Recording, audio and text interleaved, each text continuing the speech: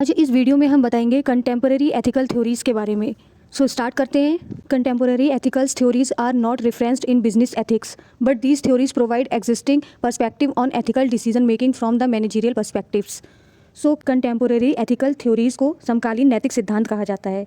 तो contemporary ethical theories business ethics से reference नहीं किया जाता है, बट ये थ्योरी मैनेजरियल पर्सपेक्टिव से जो भी एथिकल डिसीजन लेने में जितनी भी एग्जिस्टिंग पर्सपेक्टिव्स होते हैं उनको प्रोवाइड कराता है। Contemporary ethics is a broad introduction to the discipline of ethics, which is the study of morality and critical analysis of moral theories. Though we may not all agree on the details, for most of humanity it seems as a certain actions are right or good, while other actions are wrong or bad. Contemporary ethics जो ethics होता है उसकी discipline के बारे में बताता है, जो कि एथिक्स की स्टडी और मोरल थ्योरीज का क्रिटिकल एनालिसिस है। बिजनेस एथिक्स के अंदर हम सभी प्रकार की डिटेल से एग्री नहीं हो सकते, पर मोस्टली ह्यूमन को ऐसा लगता है जैसे कुछ एक्शन और वर्क सही या अच्छे हैं, जबकि कुछ एक्शंस और वर्क राइट और रॉन्ग भी हो सकते हैं या फिर बैड हो सकते हैं। सब major contemporary approaches are virtue ethics, feminist ethics, discourse ethics. तो ये कुछ मेजर अप्रोचेज है कंटेम्पररी एथिक्स के अंदर। फर्स्ट है हमारा virtue ethics. According to virtue ethicist, the key to a virtuous life is developing good habits of character agents who maintain these habits develop morally desirable disposition and subsequently make good choice in specific situation. So virtuous ethics को हम सदाचार नैतिक के नाम से जानते हैं। तो अकॉर्डिंग टू वर्चू एथिक्स, सद्गुणी जीवन की कुंजी करेक्टर की उस अच्छी आदत को डेवलप करती है जो एजेंट इन हैबिट को बनाए रखते हैं, और वे एथिकली डिज़ायरेबल बिहेवियर को भी डेवलप करते हैं और बाद में एक स्पेसिफिक कंडीशन में एक राइट डिसीजन लेते हैं। Virtue ethics is the oldest ethical theories in the world, with origins in ancient Greece. It defined good actions as ones that display embody virtuous character traits like courage, loyalty, or wisdom. A virtue itself is a disposition to act things and feel in certain ways. तो जो सदाचार नैतिकता है, virtue ethics है, वो world का सबसे पुराना सिद्धांत है और इसकी ओरिजिन्स जो है वो ग्रीस में हुई है, और ये एक अच्छे एक्शन को ऐसे एक्शन के फॉर्म में डिफ़ाइन करता है जो आपकी साहस, वफादारी या आपके ज्ञान, जैसे कि आपका अच्छा करेक्टर है, उसको शो करता है।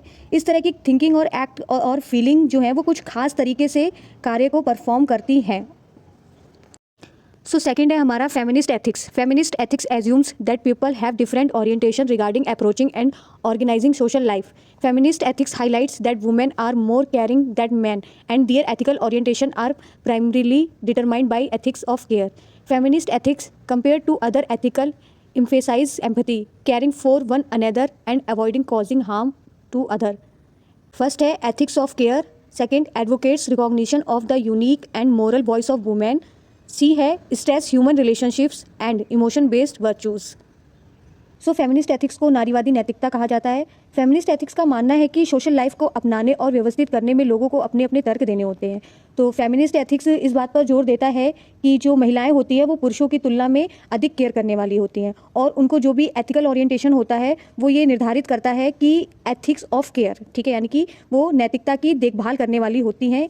अगर अदर एथिक्स के कंपैरिजन में देखा जाए तो फेमिनिस्ट एथिक्स जो होता है वो अधिक सहानुभूति और एक दूसरे की केयर करने वाला और नुकसान पहुंचाने से रोकने वाला होता है। तो इसमें हमारे 3 कंडीशंस होती हैं, जैसे केयर ऑफ एथिक्स, वुमेन को यूनिक या फिर मोरल वॉइस की पहचान कराना, उसकी वकालत करना, या फिर जो भी ह्यूमन रिलेशनशिप होती है या फिर उनके इमोशंस होते हैं उन पे बेस्ड जो भी उनकी प्रॉपर्टीज़ होती हैं उनको समझना, उन पर जोर देना। In business ethics, the feminist theory argues that organizational functioning in business should be bereft of gender biases. They do not say for any preference for women workforce, but argues for a certain kind of gender orientation whereby the male or female workforces are treated as per. Feminist ethics theorists underline the relevance of harmonious relation in organizational functioning and do away those stereotypes which stem from a patriarchal approaches. Business ethics में feminist ethics argue करता है कि business में या फिर organisation में या फिर वर्क प्लेस पर जेंडर को लेकर कोई भी पक्षपात नहीं होना चाहिए। सभी को समान कार्य मिलना चाहिए समान वर्कफोर्स के साथ, और सबका इक्वल बिहेवियर सबके साथ करना चाहिए। फेमिनिस्ट एथिक्स थ्योरिस्ट जो होती है वो कामकाज को लेकर हार्मोनिक रिलेशन को बनाते हैं, और ये क्या करते हैं, जो भी रूढ़िवादी विचार होते हैं उनको दूर करते हैं। नेक्स्ट है हमारा discourse ethics. Discourse ethics solve dilemmas by asking those involve to discuss the matter responsibly until they can find a consensual and peaceful solution. Discourse ethics allow tremendous latitude in the search for solution to conflicts, but it risks allowing solutions that many would consider unethical. Discourse ethics has two aims: to specify the ideal conditions for discourse and to ground ethics in the agreement reached through the exercise of such discourse. Discourse ethics प्रवचन नैतिकता discourse के मामले में जितनी भी problems या फिर जो दुविधाएं होती हैं, डायलेमास होती हैं, उनका सॉल्यूशन करती है जब तक कि कोई राइट सॉल्यूशन या फिर कोई पीसफुल सॉल्यूशन नहीं ढूंढ लिया जाए।